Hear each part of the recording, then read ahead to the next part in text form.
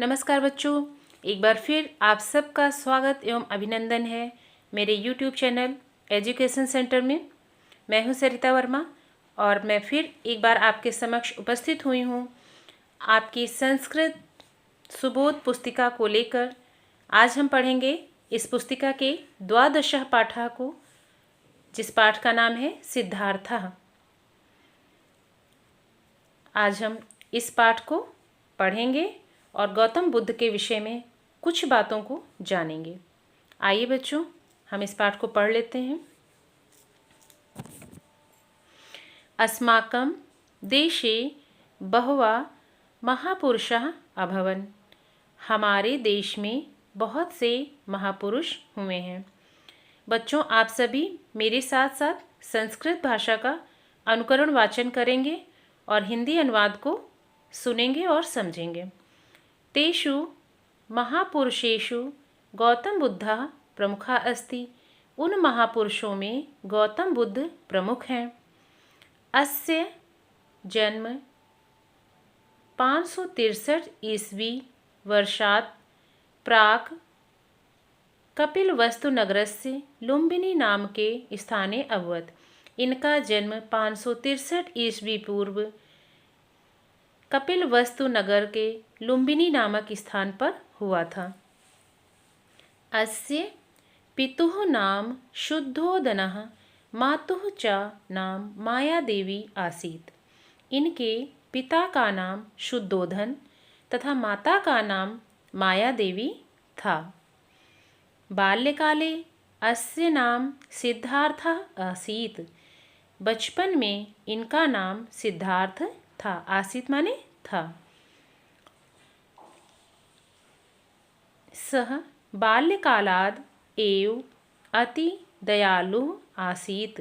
यह बचपन से ही बहुत दयालु थे। तस्य मनः क्रीडायाम् आखेटे च न अरमत्। उनका मन शिकार के खेल को खेलने में नहीं लगता था। एकदा सिद्धार्थः भ्रमणाय नगरात् बहिः आगच्छत्। एक बार सिद्धार्थ घूमने के लिए या भ्रमण करने के लिए अपने नगर से बाहर आ गए। उनका मन किया कि मैं जाऊं, जरा घूम के आता हूं। तो वो अपने नगर में भ्रमण करने के लिए निकल गए। तत्र सः क्रमेण एकं वृद्धं, एकं मृतं, एकं रोगार्तं, एकं सन्यासिनं पुरुषं च अपश्यत्। जैसे हम सब रास्ते में जा रहे होते हैं, रास्ते में हमें बहुत सारी चीज़ें दिखाई पड़ती हैं, तो ऐसे ही वो भ्रमण करने के लिए अपने नगर से बाहर गए। तो उन्होंने रास्ते में क्या क्या देखा? एक वृद्ध को देखा उन्होंने, फिर एक मृत व्यक्ति को देखा, उसके बाद उन्होंने एक रोगी को देखा, फिर उन्होंने एक सन्यासी पुरुष को देखा। यह सब देखकर एतान दृष्ट्वा तस्य मनसि वैराग्यम अजायत। यह सब देखकर उनका मन वैराग्य से भर गया। वह बहुत दुखी हो गए।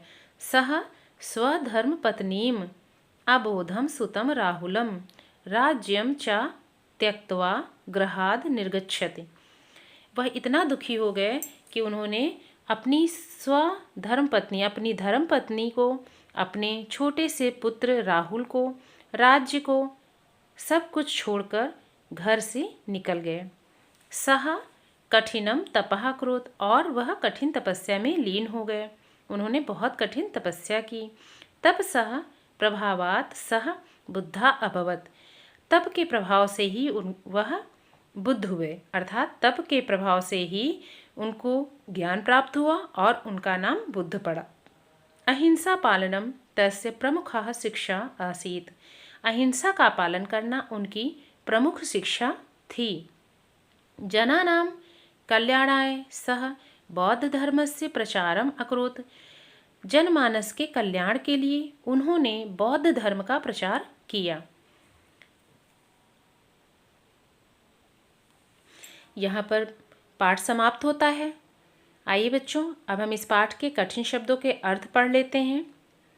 आप सबको कठिन शब्दों के अर्थ अपनी अभ्यास पुस्तिका में लिखना है और इनको याद भी करना है, ताकि आप कहानी को अच्छे से समझ पाएं। उसके बाद हम अभ्यास प्रश्नों के उत्तर भी पढ़ेंगे और अपनी उत्तर पुस्तिका में इसको लिखेंगे। तो आइए बच्चों शब्दार्थ देखते हैं। बहवह का अर्थ है बहुत से, अभवन का अर्थ है हुए, आरमत का अर्थ है लगता था, रोगार्तम का अर्थ है रोगी को। अभ्यास प्रश्नों में पहला प्रश्न है एक पदेन उत्तरत। जो प्रश्न दिए गए हैं इनका उत्तर हमें सिर्फ एक पद में देना है।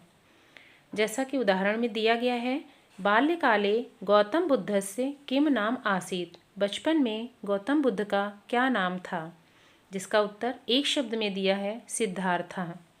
ऐसे ही प्रश्न का है सिद्धार्थः भ्रमणाय कुत्र आगच्छत्। सिद्धार्थ भ्रमण के लिए कहाँ आ गए, जिसका उत्तर है नगरात् बहि, नगर से बाहर। प्रश्न खा है कस्य प्रभावात् सः बुद्धः अभवत्। किसके प्रभाव से वह बुद्ध हुए, जिसका उत्तर है तपसा। तप के प्रभाव से उनका नाम बुद्ध पड़ा। प्रश्न 2 है वाक्यानि पूरयति। रिक्त स्थानों की पूर्ति करना है। उदाहरण स्वरूप अस्माकं देशे बहवः डैश डैश डैश अभवन्। यहाँ पे महापुरुषाः भरा हुआ है। हमारे देश में बहुत से महापुरुष हुए हैं। ऐसे ही क है सह बाल्यकालाद एव अति डैश डैश डैश आसीत। यहाँ पर हम भरेंगे वह बाल्यकाल से ही अत्यंत दयालु थे, दयालु। स ख है सह कठिनम अकरोत्।